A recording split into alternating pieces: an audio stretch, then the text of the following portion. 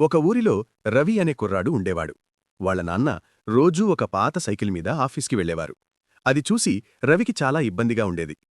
నాన్న, ఆ పాత సైకిల్ మార్చొచ్చు కదా, ఫ్రెండ్స్ ముందు నాకు అవమానంగా ఉంది అని రవి తరచూ గొడవ చేసేవాడు.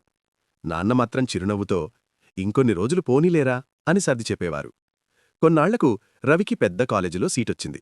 కాని అడ్మిషన్ ఫీజు కట్టడానికి ఇంట్లో డబ్బుల్లేవు. రవి దిగులుగా గదిలో కూర్చున్నాడు.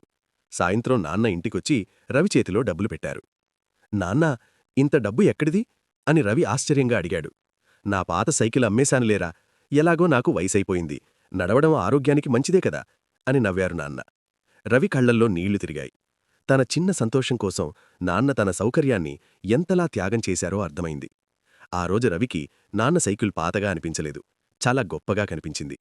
నీతి: మన సంతోషం కోసం తల్లిదండ్రులు చేసే త్యాగాలు ఎప్పుడూ నిశ్శబ్దంగానే ఉంటాయి. మీ నాన్న గొప్పతనం గుర్తొస్తే మై హీరో అని కమెంట్ చేయండి. ఇలాంటి మరిన్ని కథల కోసం క్విక్ స్టోరీస్ తెలుగు ఛానల్ను సబ్స్క్రైబ్ చేసుకోండి.